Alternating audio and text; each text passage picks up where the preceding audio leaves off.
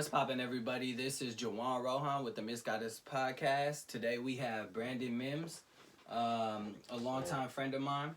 What's up, bro? What's up, man? Appreciate you, man. How you living? Man, good, man. Enjoying life. So. Yeah, so me and Brandon go way back. I've known him since he was little, damn near.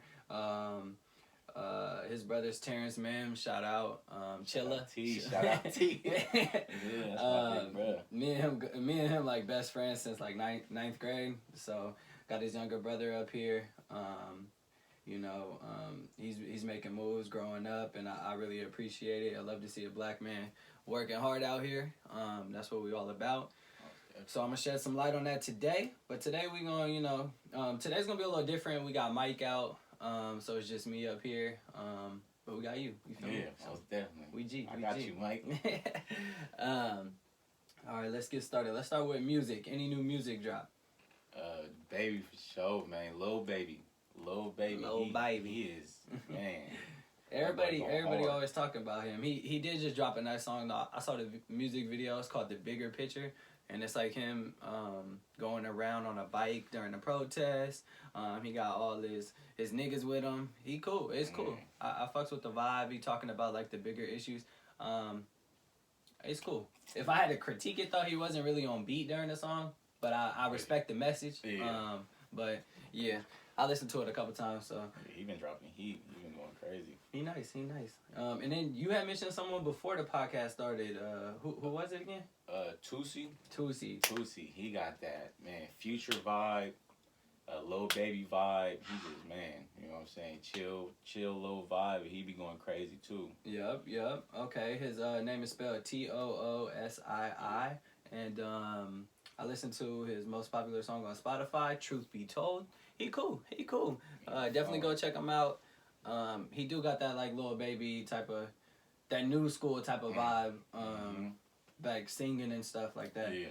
Speaking of that type of vibe, YK Osiris, he dropped a new song last Friday, Leave Me on the Road. You heard it? No, I haven't even heard it because, man, that's what I'm saying. Like, man, it's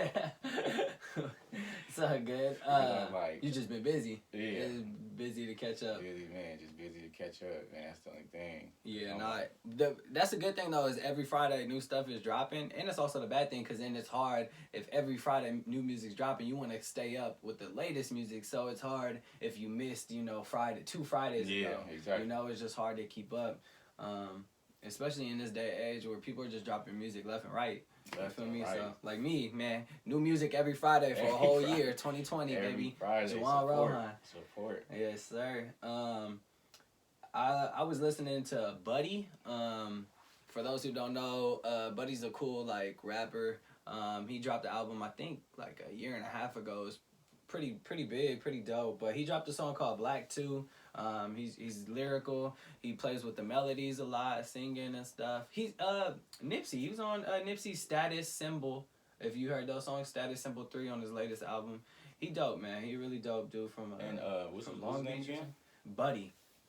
Yeah. Check him out. Yeah. He cool. And then what else we got? Oh, Meek Mill, The Other Side of America. I don't think this was dropped Friday.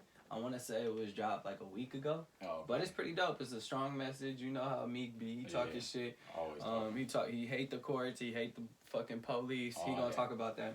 And that's kind of what the song is about. There is a Other Side of America. I do like the title. So talking about all them white fucking racist bitches.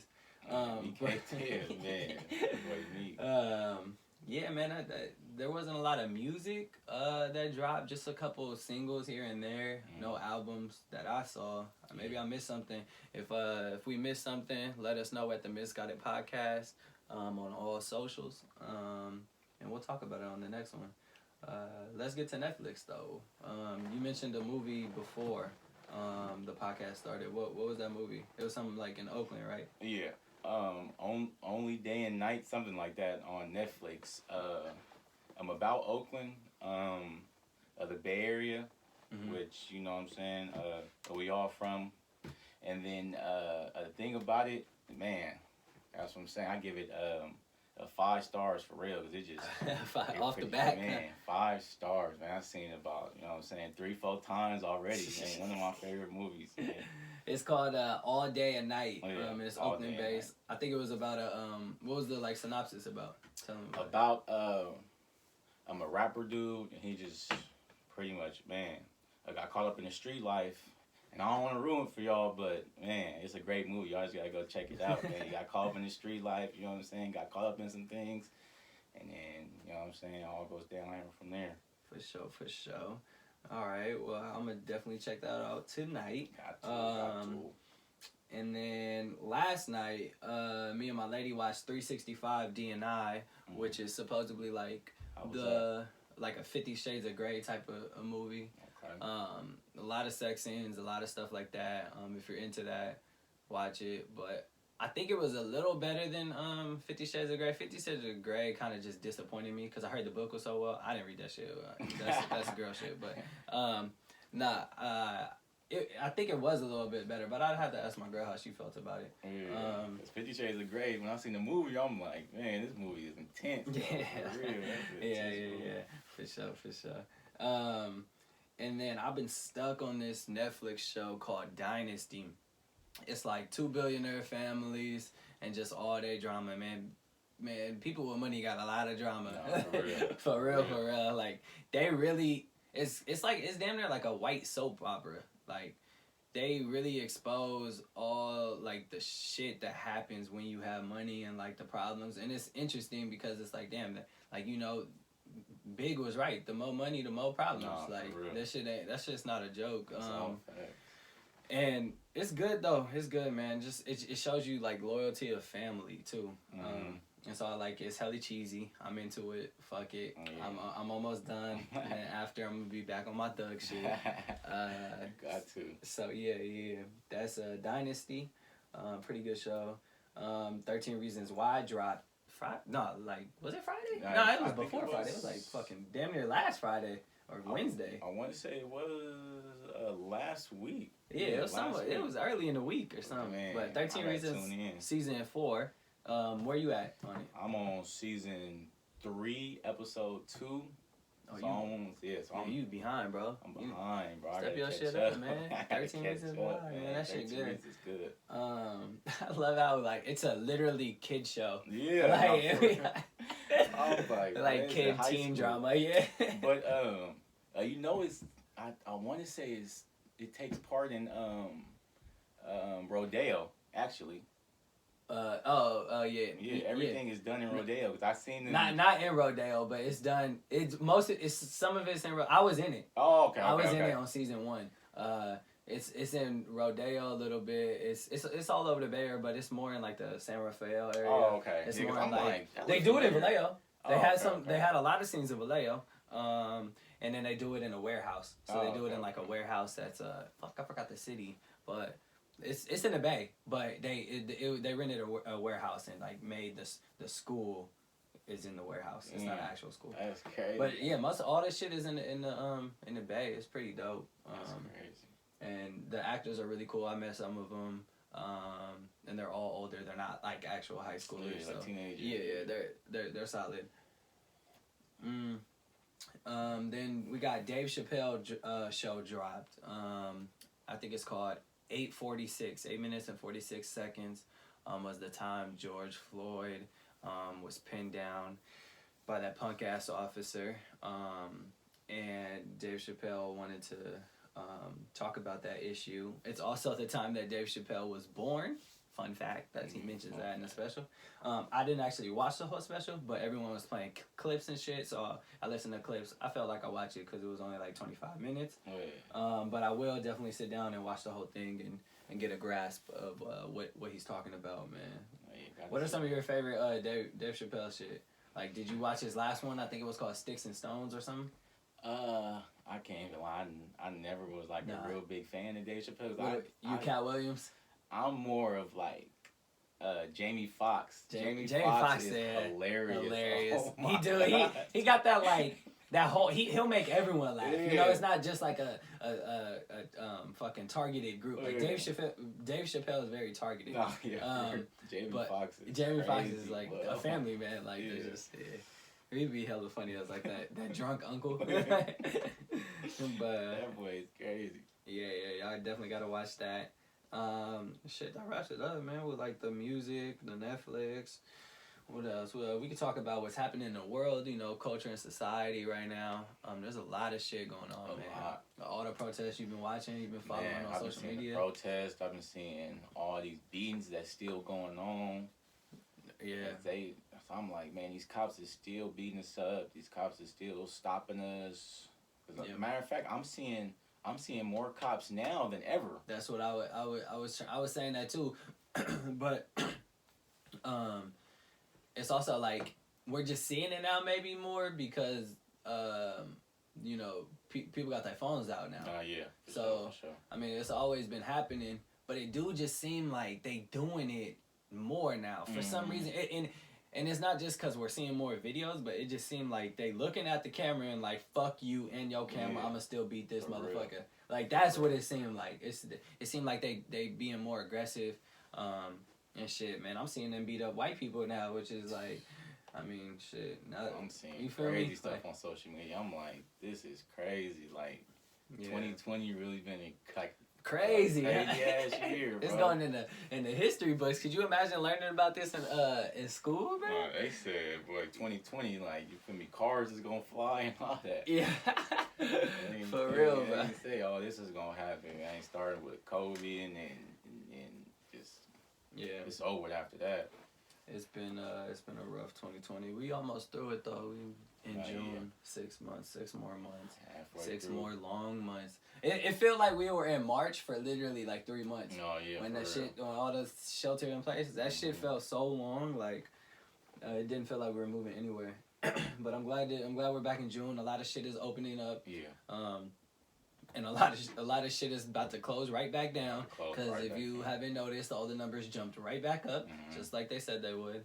Arizona has more cases than they had before now. Like their percentage is like it's more. Maybe that's because they're doing more testing, but they also been open for a while. They had bars open, they had all that. So so of course their numbers spiked more. That's crazy. I think Florida numbers spiked, but they're stupid. So that was coming. A lot of shit been happening. A lot of protests. I actually went to my first protest. Not ever, but like first protest this year. Last Saturday at Unity, the homie DJ Millions and Juwan Anderson from the Warriors, you know, they put it on. It was really dope. It's just really dope seeing the people you grew up with, you know, playing basketball again. We all know each other through basketball. Like I don't really know Juan that much, but I all my homies know him, but like it's just cool seeing them, like, you know, like I remember when we were like in 9th grade or 10th grade and we were all playing basketball, and now they're leading a march of thousands of people in Oakland, in their own city. It's kind of cool. It's really like cool, and it sucks that it's like about like we're literally fighting for our lives. I wish it was like something peaceful. That's pretty. Not peaceful. I wish it was something more positive. You know. That's facts. But it's cool, man. Like shout out to Juan for putting that shit on. I remember them games against Castro, man. At Castro, I think that was literally the best game in high school. Like the gym was so packed, the energy was crazy. Juan went off. That shit was crazy. That boy Juan used to be going crazy too. Yeah, and he doing his thing on the Warriors right now. So he seemed like you got a good spot, good role player and spot. Shout out to DJ Millions. Mill, that's my boy. I went to school with him. Yeah, exactly. So did Terrence. Yes, shout out to Mill for putting that shit on. And I appreciate y'all. Lily was up there too. She spoke. Everything. Lily was up. Everybody was up. I'm telling you, man. Everybody. It's cool to see everyone come together in a time of need like this. Doing big things. Really. So yeah, that was cool. Protest. We walked like from the Frank Plaza to like all around to like damn near Acorn, and then back to the lake, and we stopped at the lake. It was hella people, man. And I really appreciate it because there were a lot of white people. Yeah. A lot of white people. Hey, and I was like, holy fuck. Like, yo, we ain't the only ones out here. I appreciate it. And then the crazy thing is when I was on my way back home, I had to drive to Berkeley and pick up my car, or someone drove me and I picked up my car. Yeah. And Berkeley was having their protest at 4. Our protest was in the morning. And so they were having their protest at 4. And all I seen was literally white people. And I'm like, they ain't protesting about Black Lives Matter. They protested about some, like, garden shit that happened. Like, you know, Berkeley, like, nigga, Whole Foods shut down. Like, come on, man. Nah, but it was literally, I didn't see one black person from, like, I want to say from Ashby all the way to Berkeley High. There was, you know, you just see people walking. I didn't see one black person. And I was like, oh, the white people came out. They came out. Okay, for Black Lives Matter, I respect it. Thank you. Hey, thank you all the white supporters and allies. I really do appreciate it. We definitely need you in this fight. Yeah, so I went there. I donated. I just been doing little shit. You know, it's hard.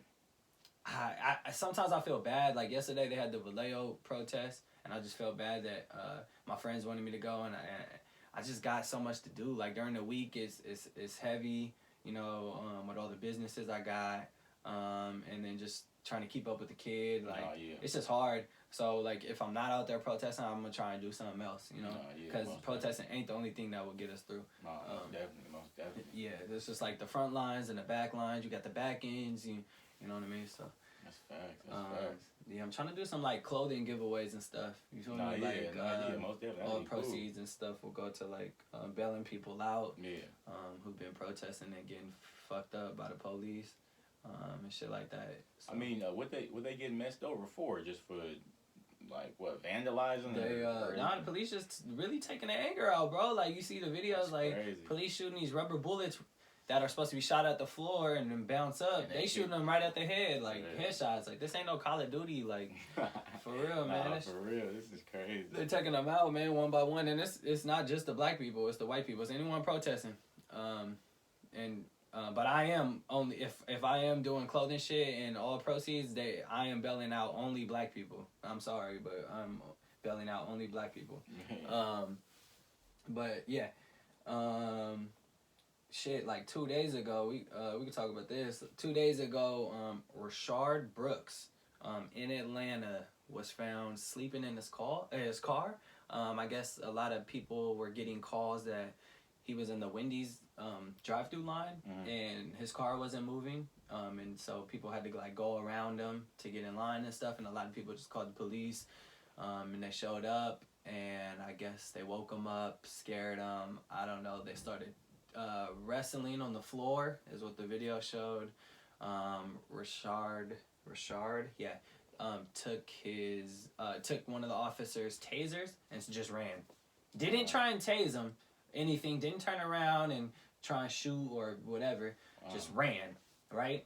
And they ended up shooting him. 2 officers.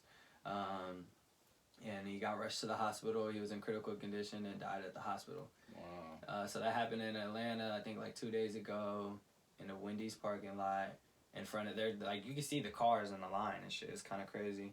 That's crazy. Yeah, so Atlanta, man, been going through a lot lately.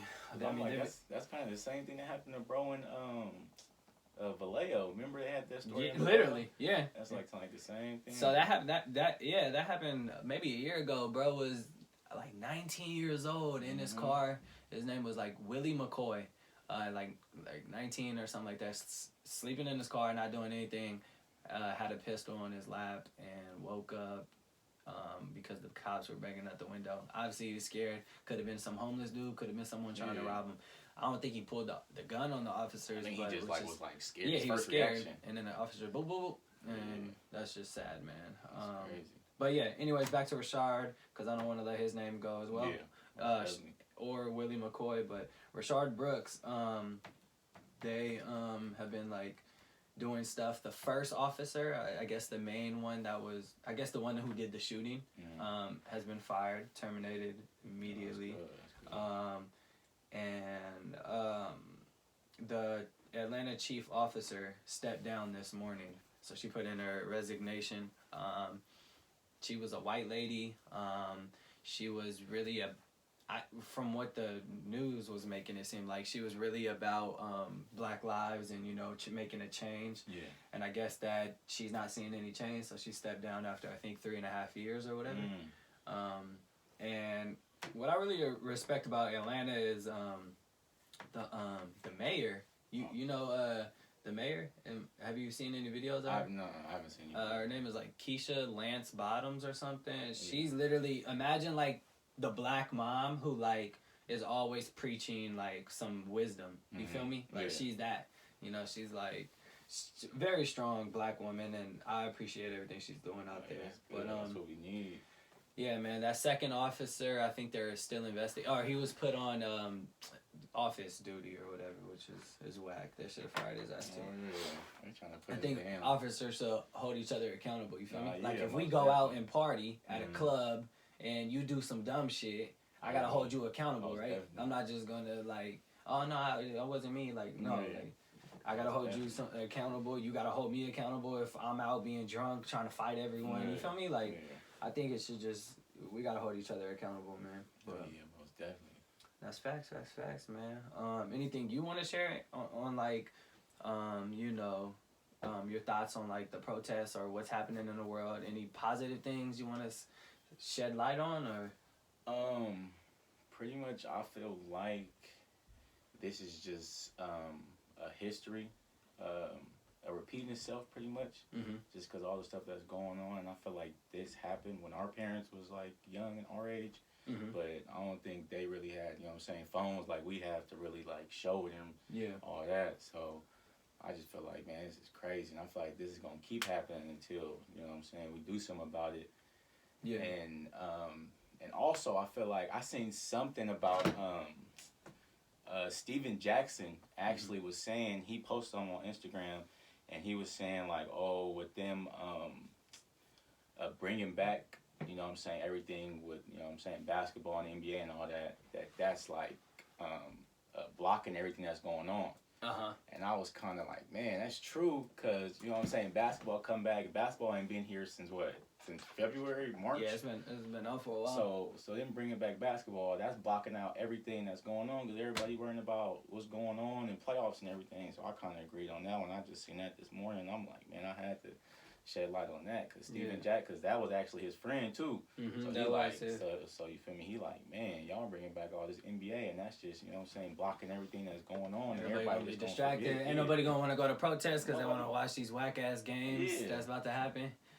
So I'm like, I was just like, no fans. Really, I'm like, you know what I'm saying, that really hit me too, because I'm like, that is crazy, and that's true though. That's true. It is. True. And to piggyback off that, I think last episode I was talking about it, but I think that like those people, you know, the black people in that position, that, you know, with that power, that have the, you know, stability, they have the money, but I think that we need to start seeing a change from that aspect, because a lot of the white people do rely on us black athletes. You feel me? For real. Like the people in the NBA, the black people are the face of the NBA. Exactly. So if we start to see change with them, and usually the NBA is really good at it, but if we start to see change with them, like what if the players just like, nah, we ain't finna play until this shit, we start seeing some change, you feel me? Like they gonna change it up for sure. Yeah, they gonna have to. They gonna have no point, because then you just lost all your money. And that's like the kind of change I want to see, and maybe we will. I don't know. I haven't seen it yet, but I want to see something like that from those people, you know, those celebrities who have a little bit more power because they have fans under them. And anything they do affects the fans and the money of the white people that are supplying it. So most definitely. I want to see something from there. The good news, we're gonna end it here. I have seen a lot of positive things come out of this time. You know, like you know, a couple years ago, as another black male dies in police custody or something, you know, or female with Sandra Bland and etc. We've seen protests like this happen, but for some reason this one feels a little bit different. Like this one feels like things are actually starting to move into place. Maybe not quite changing yet, but they're headed towards that direction. Like this for some reason this year feels a lot stronger. And I don't know if it's because we're protesting in a pandemic already, but I don't know. It feels like some change is coming, and I truly do appreciate everyone out there helping. And I just want to say that. Black Lives Matter. Black Lives Matter. 2021 gonna be a great year. Yes, sir. Yes, sir. I want to move on to talking about you a little bit more, man. We brought you up here to talk about your journey. We are a business podcast. Yeah. We do want to shed light on our success and our failures. So today we're going to talk about both, if you don't mind sharing. But yeah, like I said, the purpose of this podcast is to guide you to a better direction. And whether that's sharing the knowledge we learn from doing research, or the knowledge we learn and the wisdom we learned by just going out there and experiencing it. Yeah. I do want to talk about you, man. So Brandon, why don't you give us a little background on you, a little short background, and get into about how you became a barber. Well, I'm gonna pretty much start off. Let me start off just high school. My freshman through junior year, I went to Berkeley High, and then halfway through my junior year, I transferred to Pinole Valley High School. I lived literally like 2 minutes from the school, so it was perfect for me to just go there. I forgot you transferred. Damn, I did forget. Hey, but I'm gonna tell you something. I'm not gonna lie, bro. Nothing against Pinole, but it's just like, bro, I wish I stayed at Berkeley. Just off the fact that I've been there since. I've been in Berkeley since 7th grade, and I knew everybody, and I was just like, bro, I should have graduated with them, bro. You should. I just feel like you graduated at Pinole? At Pinole. I don't remember that. I only went to Pinole for like, what? Bro, literally only I went halfway through the year. I came like January 2013 and graduated. That's crazy. What year did you graduate? You were 2 years. 2014. Yeah. So you're 2 years. So I'm like, bro, I wish I'd have graduated with my class at Berkeley, because I've been with them forever. And your class was cool too. That was like the last class that like we actually fucked with. You know what I mean? Because anything other than that was too young. Yeah. Okay. So yeah, transferred to Pinole halfway through my junior year, and then graduated at Pinole. And then throughout high school, I was playing basketball. And then going into college, I remember. No, matter of fact, let's backtrack a little. I remember I was 16, and this is very important for my journey. I remember when I was 16, I seen a Barber College sign that they were, building the Barber College right on San Pablo, over there by CCC. So I seen a sign, and then my mom was like, you know what, you should go sign up, because you can start when you're 16. You can actually start when you're 16, and you'll be done by the time you're like 17, 18, whatever. So she was like, hey, you should just, go sign up, yada, yada, yada. And then by the time you're 17, you'll be done, and you'll be making money, yada, yada, yada. And then I'm thinking, you're 16 years old, you like, I don't want to do that. I'm playing basketball. I'm about to play basketball. I'm about to go to the league. You know what I'm saying? Number 1 draft pick. I do it over Barber. So then I'm like, all right, Mom, yeah, whatever. You know what I'm saying? She like, all right, you know what I'm saying? You can make good money while you're 16. Like, you'll be good. So I'm like, you know what I'm saying? Fast forward, coming out of high school, playing basketball, I only had like one school that just happened to see me play, and they was just like, oh yeah, you can come out, you know what I'm saying, come out here. What school is that again? Reedley College. Reedley, okay. Like 30 minutes from Fresno. It's like one of them like small towns. They had dorms also, so that was perfect. Yeah, I remember when you left. Yeah, so I could get away from home. So I was there.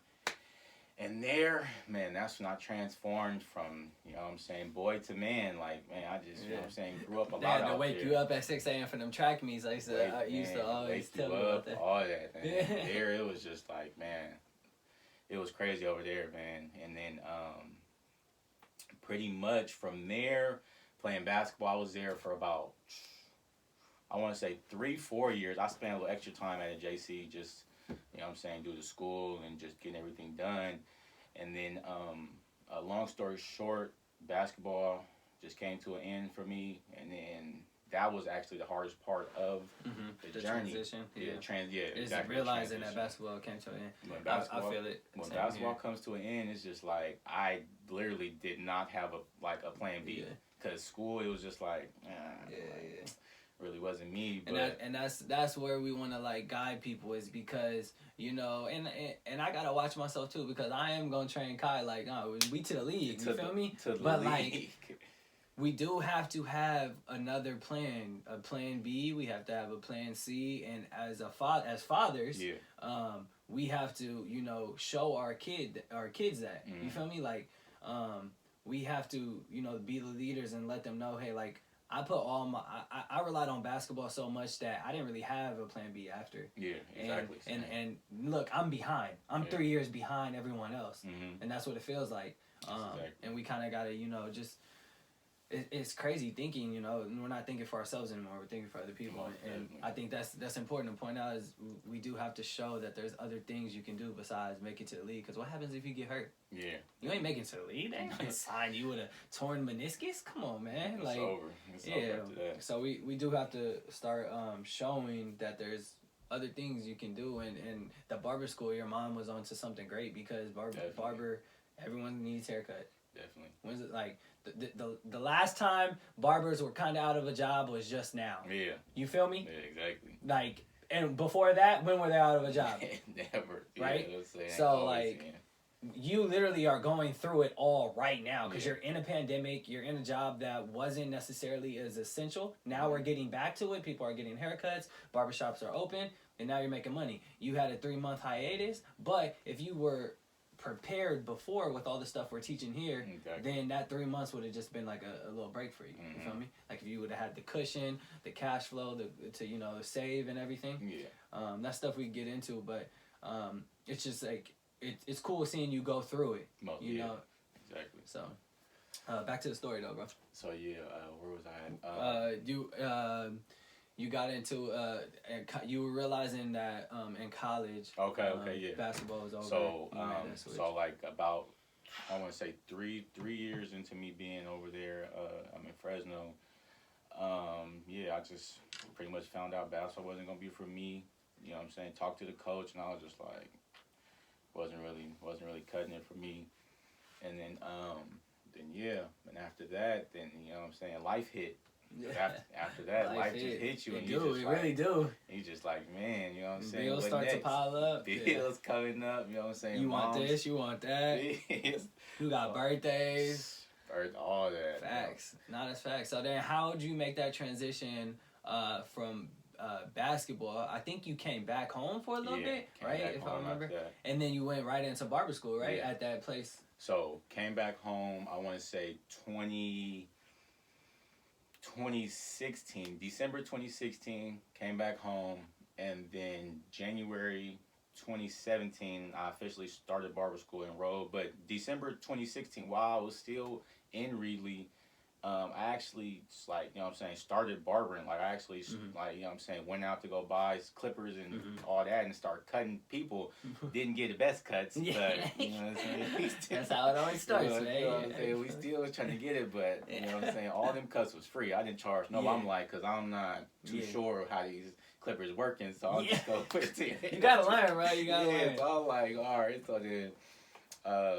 December 2016, I just started, so that's my date. I started cutting hair with December 2016, and then from then, I already knew how to kind of do, like, you know what I'm saying, lineups and kind of fade, because, you know what I'm saying, all our life, we always went to the freshest barbers. Like, we never went to barber colleges to get haircuts. We went to the top barbers in the area, like, so, you know what I'm saying? So then after that, in 2017, I started barber school.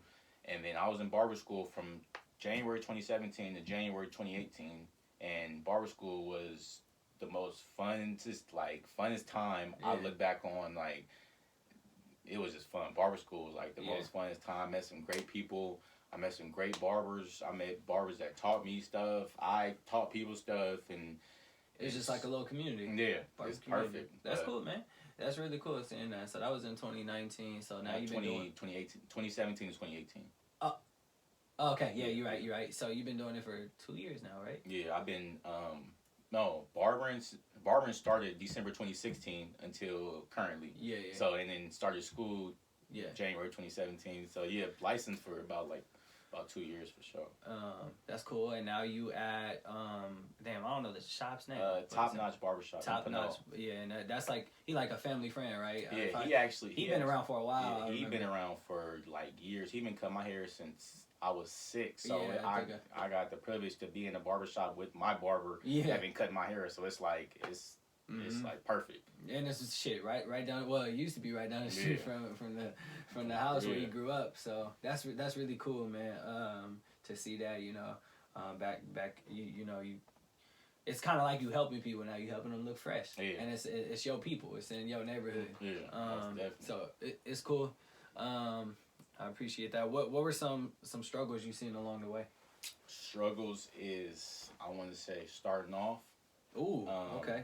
And we talk about that a lot. Is like the getting started phase. You got to get over that hump of, you know, I'm scared to fail. Yeah. I'm scared to do this. You got to get over it. Mm-hmm. So starting off, just you know what I'm saying. Always everybody's first scare just starting off is just getting started doing that first haircut. Because in barber school they make you, if you haven't cut, you know what I'm saying, no heads, if you cut 100 heads, you need to go cut like right now. Right. So, and you know what I'm saying, barber school is a type where, you know what I'm saying, people would just, you know what I'm saying, popping up, showing in, and then you just gotta cut. Oh yeah, I remember. I showed up a couple times to that to when you were at barber school, and it was like only $10 or $5, $10. It was just literally for practice and get you a little pocket change. That was cool. I definitely remember showing up a couple times. So barber school is just like, you know what I'm saying. You do learn a lot. It's good, bro. I do want to mention I've seen you grow and your skill has got a lot better since I showed up to that barber school, and then since you first moved into the shop. When you first moved into the shop, you could tell like you were like still learning and like still adjusting and still not wanting to fuck up. You feel me? Most definitely. And so you know asking a lot of questions. You want this, you want that, you know, and stuff, and that's good. But you can definitely see your skill has toned and your clippers have gotten a lot better. Yeah. You know, a lot of I've noticed is like a lot of it's in the clippers. Like if you get some really good clippers, you don't have to have that much skill. Yeah, you feel me? Like pretty much do it for you. Yeah, the clippers, man. You do gotta have skill, man, especially when you're touching up lines. But I'm saying like your game has evolved a lot. Like as you know, I go to my normal barber is Eric. We all went to high school with him.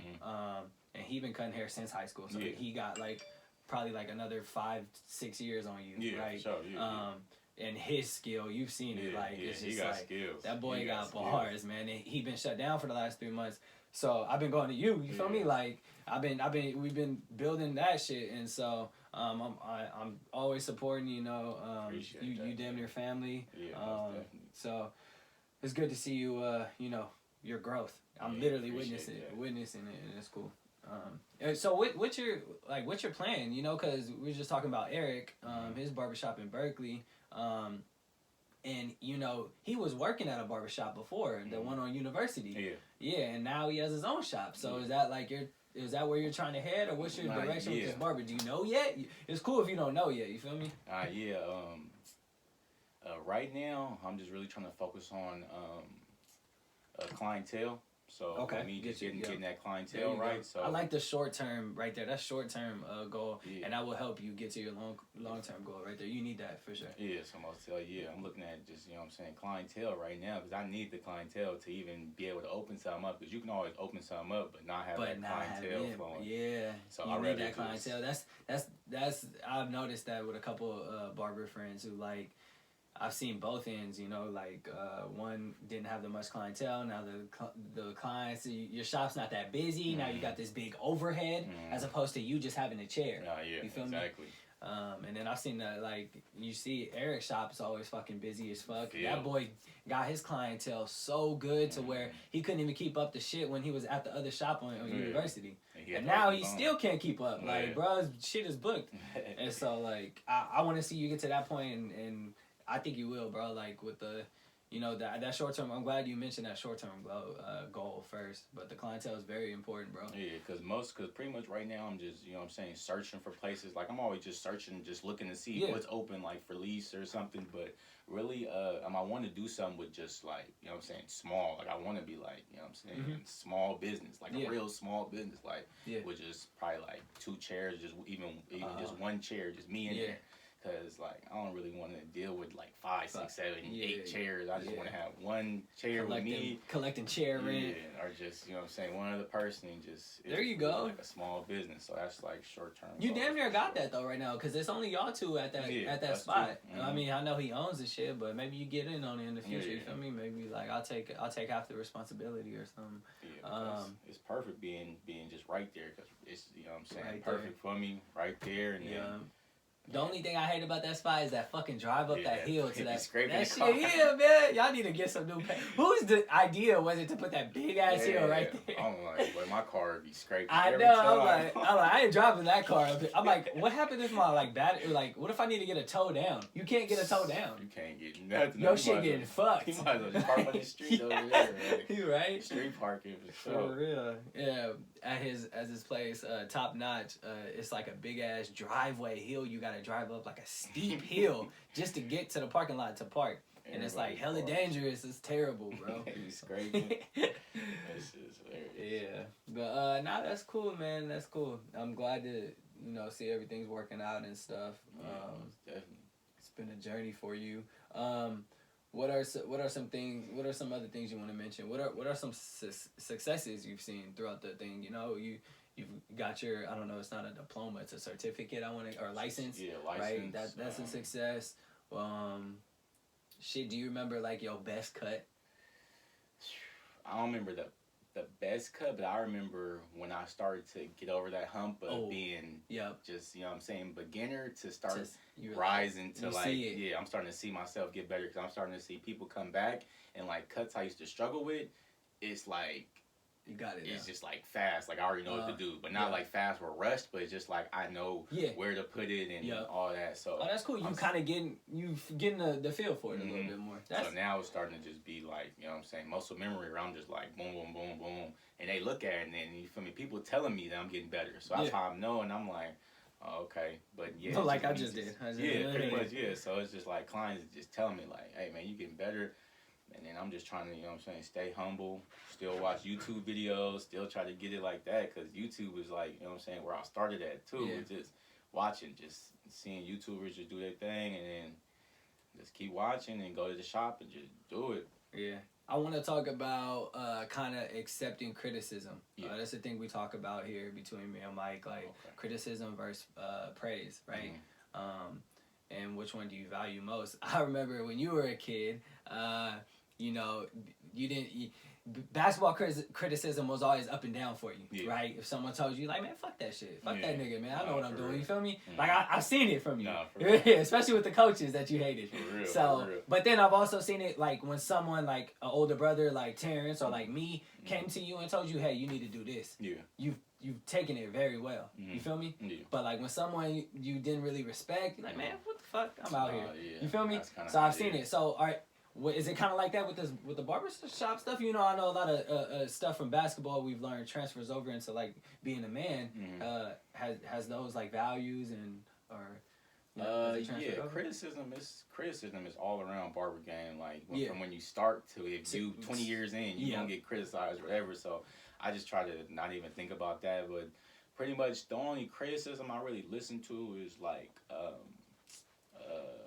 my parents, and then you cut your dad, right? He came into the shop, I think. Yeah, I cut him a few times, but that's our family barber, so you can't knock that. I ain't got nothing to say to that. I'm like, you know what I'm saying? That's our family barber, so you know what I'm saying.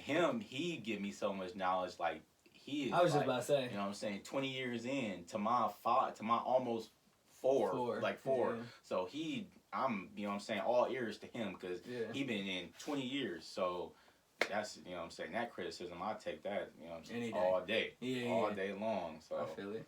That's the best right there. Well, that's good, man. That's good. What helps you, though? We've talked about that. What helps you more? When people praise you or when people criticize you, like, hey, you give me a cut. Hey, Brandon, I think you could have, lined this up a little better. Or, bro, this other side, fire, bro. Which one do you feel better with after? I want to say it's like 50-50. 50-50. You know what I'm saying? Depends on the day. Yeah, Depends what side of the bed you woke up. Because criticism, like, you know what I'm saying? If somebody say, like, oh, yeah, you could have fixed that, then I'm about to have it, you know what I'm saying, the crispiest line on everybody after you, though. Yeah. So next time you come that. in, I'm like, hey, bro, I'm about to spend, you know what I'm saying, 30 to 45 minutes on you.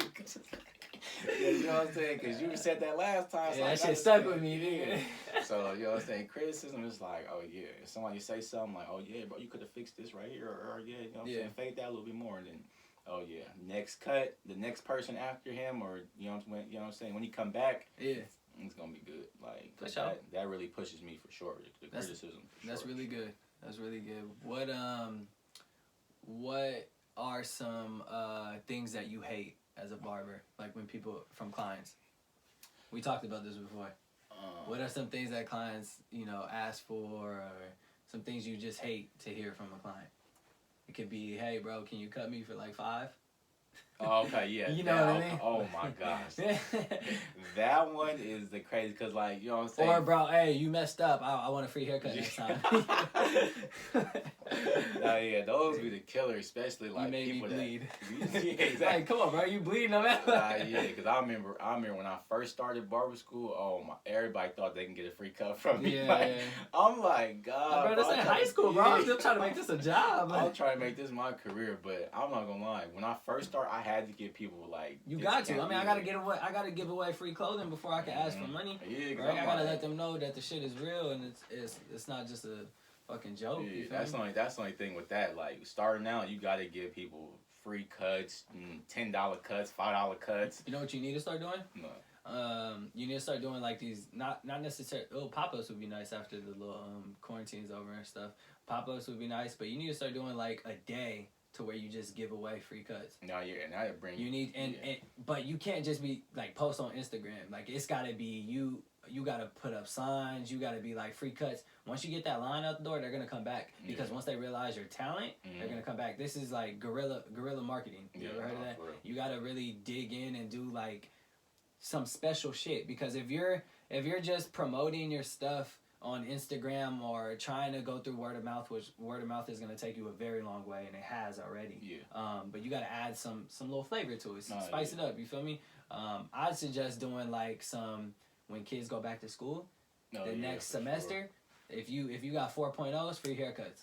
You feel me? Yeah. Do some shit like that. Do some shit to give back to those young black kids who maybe can't afford to get a haircut every 2 weeks. Because back when we were younger, what the fuck? First of all, I had long hair. They saved me a lot of money. You feel me?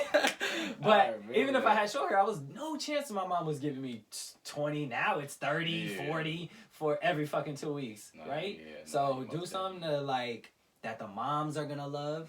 Do something for the kids, and then do something that like the community, like some people between our age are gonna love, which I think would. Those free haircut days. Maybe you collab with another business. Maybe we do some shit with the Till Infinity, and we do a pop-up shop, and I bring more customers, and then, hey, free haircut if you buy 2 shirts. Or you work with other brands, to put them on and kind of grow together. I think that's what I've noticed works with, like, my clothing, with my other businesses and shit, is networking, bro. And I think that would take you a long way, as opposed to, man, just go, make sure you go tell your homie about me. I'm over here at Pano, blah, blah. You feel me? Like, nah, that shit don't work. Like, bro, I can tell as many niggas as I want, like, did you like the music? Oh, you liked it? Okay, make sure you, like, tell your friends. You feel me? Make sure you play it in the car for your friends. You know how many people are scared to show, like, when they're in the car, like, hey, bro, I found this new underground artist. You never heard of him. He's probably got, like, 23 followers, but he's dope as fuck. You should check him out. Ain't no friend gonna do that. Nobody. No one. Like, he gonna be like, you heard that little baby though? Like, you feel me? Baby, so like, it's hard. Word of mouth is hard.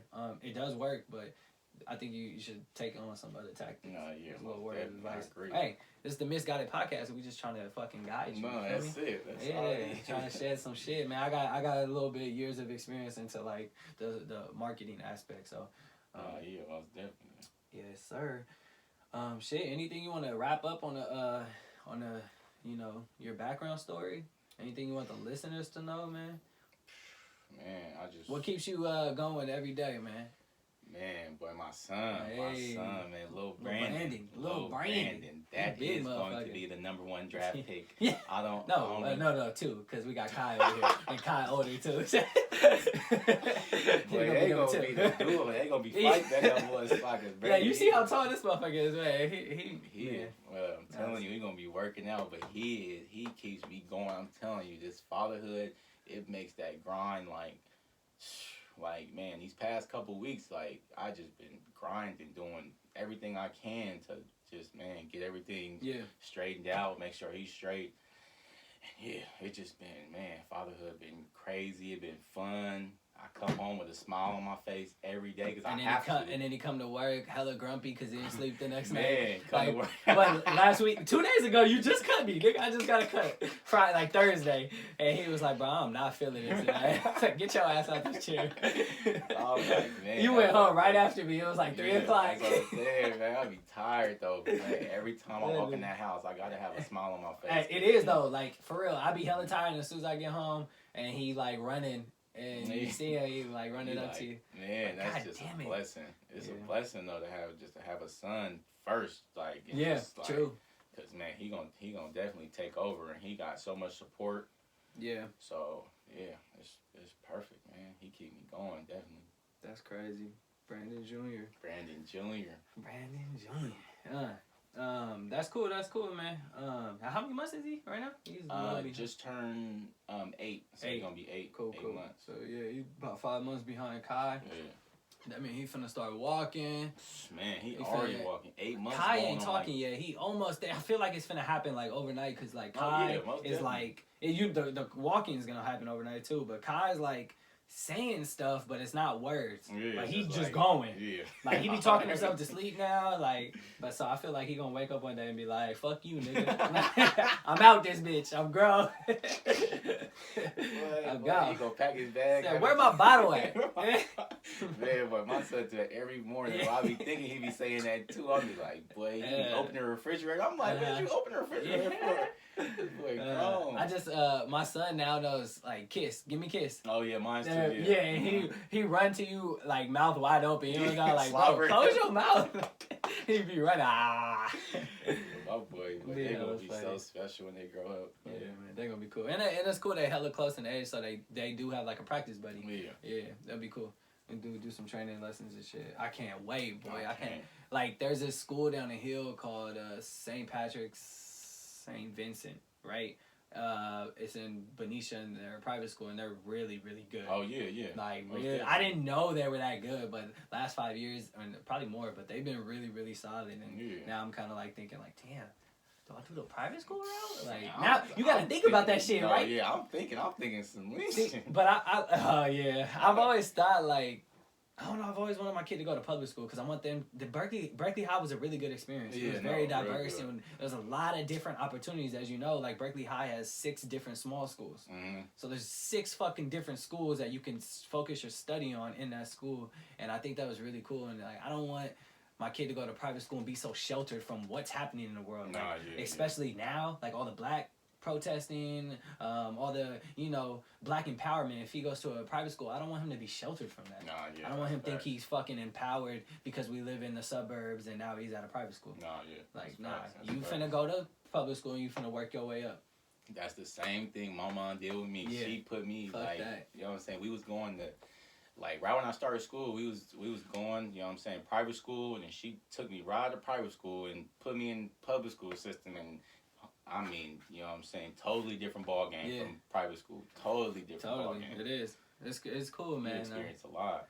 Yeah, so I've been thinking about that. It's crazy we gotta think about that now. But we'll get to that actually in a minute. I do want to move on to the Hella Misguided segment. The Hella Misguided segment where we intend to guide you to a better future. We're gonna drop some quick facts, some stuff that we think you should do. One of them today, I want to talk about investing in black culture, investing in black businesses, investing in black people, whether it's your money, whether it's your time, whether it's your mental, emotional, whatever. You feel me? as you, a black man who is pretty much an entrepreneur, I mean, a barber, you know, you want to see people support you, right? Yeah, most definitely. And you want to feel loved and supported by your community, and your community is mostly black, that's around that area. So let's talk about that a little bit. Like, what are some other ways you think we can invest in black culture and black people? I would say starting up more black businesses, starting to invest in more black businesses, and that's pretty much it. Cause I mean, I don't know if you've seen that thing on Twitter, Instagram. They were showing all the black businesses that was like in Berkeley, Oakland, all that. Yep. So I'm like, that's in perfect. The Bay, they did that in San Francisco too. That is perfect. So we just see all the black businesses. A lot of lists. I think that's really good. You know, you can find your local stuff. There's also, we shouted out on the last episode, but it's a couple websites to where if you need deodorant or you need something, you can go online. I think it's like I forgot what it's called, but you can look up black. It's called We Buy Black, and there's a lot of other stuff. Supportblackowned.com, WeBuyBlack.com. You can go there and be like, I need deodorant, I need a hairbrush, and it'll send you to where like black owned businesses sell those stuff. Oh, that's perfect. Yeah, and you go order it instead of ordering from Amazon, which Jeff Bezos ain't black, yo. Even though I do fucks with Amazon, so but yeah, I think that we just need to start taking those steps. But I also don't think it's more than just investing. I think it's more educating, right? Okay, yeah. Because, and that's where I want to come in. That's like what I want to do, especially with this podcast and kind of the direction I kind of want to take it. I want to educate the youth, and not even just the youth, but I want to educate people on finances, how to manage finances. Mm-hmm. That's things we are not taught as, you know, young African American males, you know, who either don't have both parents together or do have both parents together, but their parents didn't learn until later because, you know, society, white society kind of hid it from us. Yeah. They don't want us to, you know, surpass them. Yeah. And so these are things I want to do is teach, you know, financial literacy, teach them how to, you know, start a business. How you can't just say go support black owned business and then you're not teaching how to start a business. Mm-hmm. You know, these kids have no idea what the hell an LLC is. Why am I gonna go support an LLC? You feel me?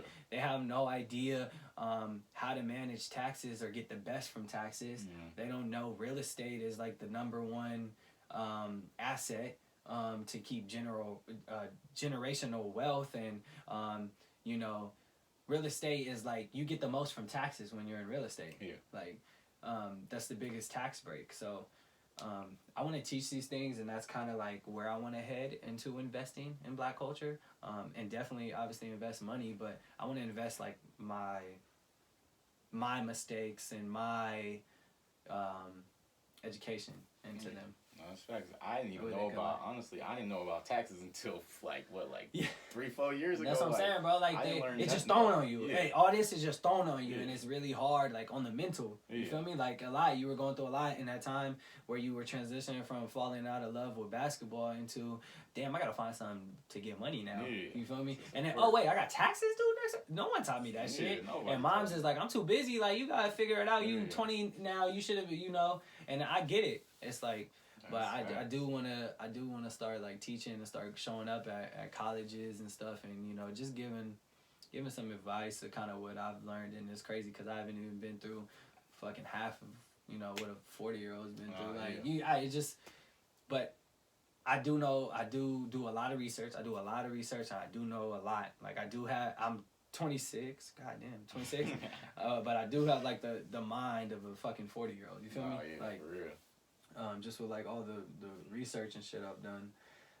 But anyways, yeah, I think investing in black culture is where we need to take our next steps, and not just for a week, but it needs to be like something. Like now, if I want to go, I mean, I wear my own clothing, but like you feel me? Yeah, but like if I want to go, you know, get something, I might go to Zara or something, but I'm gonna for sure try and look somewhere else first. Mm-hmm. Look to someone who's out here in the streets, you know, creating the clothing from fucking hand, Yeah. and trying to sell it, at Trap Art or something. I might look to them first if I want a new shirt or something. Definitely. Then going to Zara and stuff, and PacSun and all that shit. But yeah, that's kind of just where I want to like guide people in a direction like that. No, yeah. You feel me? Yeah, most definitely. Yes, sir. But yeah. Anything you want to touch up on? Like as far as, have you been like investing in anything in Black culture? Man, right now I'm still trying to get on that verge of, learning about all that. Like, it's like, what I'm saying? I just got up on stocks. Like, I'm just trying to get more information. Like, every day I'm reading up on it, trying to see more stuff about it, and then just like touching on that, being around the guy in the shop that I'm with. My barber, he been keeping me up on game with that. Yeah. On the stocks and everything, and that's just me being around him. Yeah. Just all his stuff wearing off on me, so I'm trying to get in that now and all that. So I'm like, it's just like right now I'm just learning about all that. So now I can be set when I'm going into my 30s, because I'm only 23 right now, being 24 in November. So I wanted to, these years I'm, doing all the hard work, groundwork, and in my 30s. There when you I'm go. getting 30, I'm smooth sailing. I'm set. Hey, but always remember, the time is like what makes the money. Yeah. So you're doing all the research now, but you also have to be kind of proactive and invest now. Yeah. Because if you just do research for 7 years and start investing at 30, you just wasted 7 years. Yeah, and you saw that big dip of thousands of dollars. We're in a pandemic. That means the stock market's finna rise right now. So ideally now would be the time to invest, but just saying, time is on your side. 7 years and it's in money, that's a huge difference. You feel me? So just keep that in mind. It is great to do some research, but remember, time is very important as well. Yeah, have you ever heard of Acorns, bro? Yeah, I have actually. Okay. So yeah, I'd say that would be a great starter thing for you. $5 a week. My boy, Casey. Yeah, my boy Casey put me on that one. Acorns. I think it was just like saving money every time you purchase something. So the cool thing about it is, like, we've talked about it a lot. I swear we need a sponsorship on this fucking podcast. Like, that's cool. If you say I spend like $1.60, right? You could round up to the nearest dollar. So if I spend $1.60, they'll take that 40 cents next to it'll be $2. They'll take that 40 cents difference and invest it. Oh, okay. And so you just invest in pennies, you feel me? Yeah. And it's dope, because like, I mean, you think about it, like $5, $7 a week. How many every time you swipe your card, it adds up, and you see. But the cool thing about it is you can learn the stock market. So there's different ways you can like invest. So you go very aggressive, moderate, and conservative. Conservative is like, I just want my shit to stay like this. Maybe take a little high dip. Well, I want to be very aggressive and go like this. You feel me? Yeah. So you get to pick your portfolio and how you want to invest your money, and it's kind of cool because it's not big chunks. You lose it, you're not tripping. You feel me? Remember, investing is, you're not investing from your savings, you're investing from your play around money. You never want to take out of your savings and invest. You know what I mean? So I think, if you just play around with that, kind of learn the stock market and just watch it every day, see what it does. Yeah. Google the Dow, you gotta know what that stuff is. Yeah, I need to learn. That's what I'm saying. I gotta get up on all that. You'd be cool. I don't know that much about stock, like the Dow and stock market and Wall Street and all that, but I do know like about the stuff that's been stable for years, like, like real estate. I do know like stuff about like Apple, that's been a fucking, stable stock market. Yeah, I like to look at those ones who have been like pretty much stable for years and years. Not the ones who are just starting up. In 2 years they finna skyrocket, and I don't know. I'm not that good at like guessing that shit. That's not my field, but yeah, man. Hey, that's the Hella Misguided segment, and we want to guide you to a better future, so we hope you listen. We're gonna wrap it up with the guided conclusion section, where usually I'd ask Mike a question and he'd ask me a question, and it gives you an idea of kind of both who we are. It could be a funny question, it could be a serious question, it could be whatever question. Today I'm gonna ask you a question because I think it's something we've talked about. It's kind of relatable to what we've been talking about today. And so my question for you is, will you send your son to an HBCU? My question is this, because we've been seeing a lot of things about support black businesses, support black owned, etc. We've seen the number 1 or number 2 high school recruit right now just say, fuck y'all, I'm going to HBCU. I'm not going to Kentucky, I'm not going to whatever, blah, blah, blah. And so he committed at 15 years old or whatever. He's like, I'm going to HBCU, and he's the number 1 in America right now. So all the colleges are probably freaking out. I really like that. That's dope. I never thought about that until everyone's been preaching it just now. I wish someone kind of would have preached it a little bit earlier. Then I probably would have had that mindset. But growing up, my mindset was Duke, Kentucky. Nigga, I'm Kentucky, nigga. I see 5 black niggas on there. Oh, wait, but there's like 17 white dudes on the bench.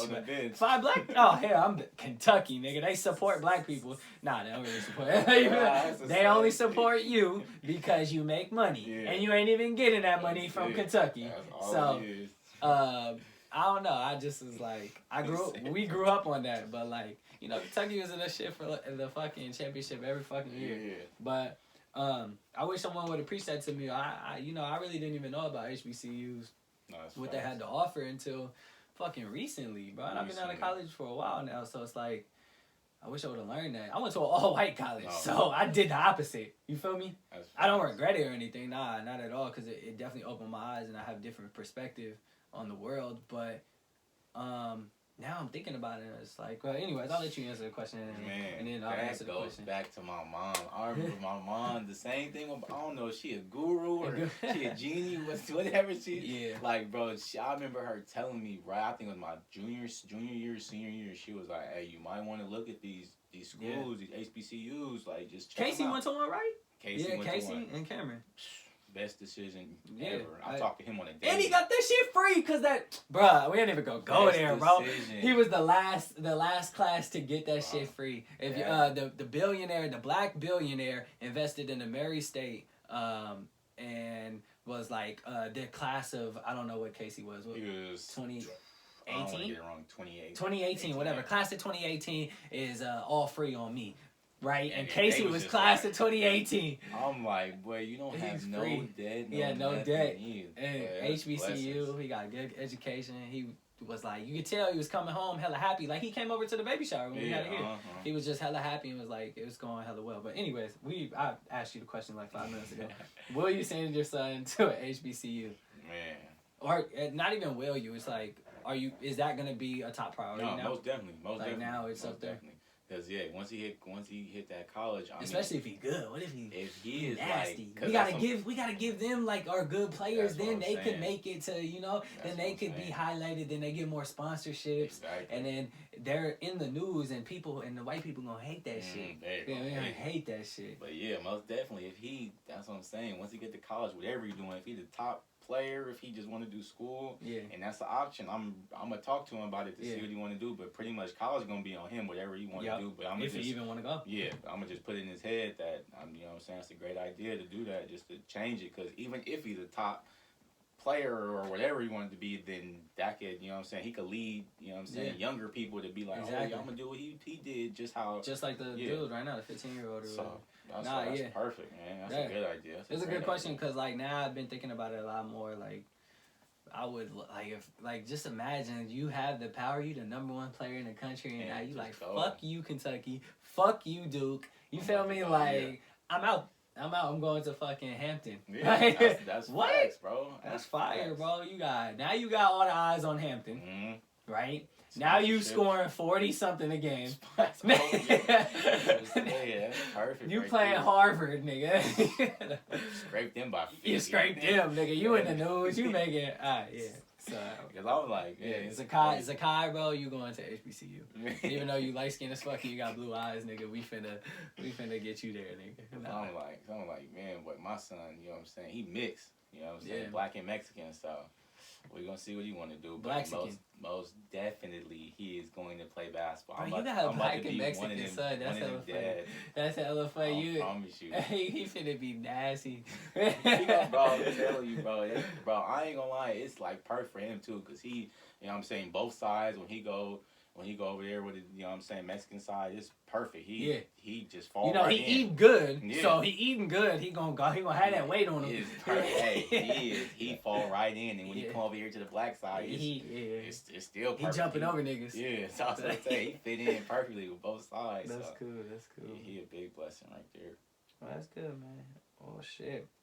That pretty much wraps it up for today, bro. I appreciate you coming. Man, I appreciate you, man. Y'all crossing off things on my bucket list for sure, man. I appreciate you always. Yes, sir, man. Well, shout out your Instagram, shout out your business, shout out everything, man. Mims Legacy on Instagram, MIMSLEGACY on Instagram, and yeah, man, come check me out. Top Notch Barbershop, Pinole, 1249, Pinole Valley Road. Come check me out. Ask for Brandon. Yeah, man. Just on the, you know what I'm saying, bigger, better things. Trying to get my own business. Trying to knock things out. Yes, so sir. We're going to get it. Yes, sir. Okay. I appreciate you coming, bro. And this is the Misguided Podcast, where we intend to guide you to a better future. My name is Juwan, and we got Brandon Mims as our special guest today. You can reach us at the Misguided Podcast on all socials. You can email us any questions, concerns, or just want to say hi. You can email us at themisguidedpod@gmail.com. And I appreciate you guys listening. Have a blessed day. Stay black. Appreciate it.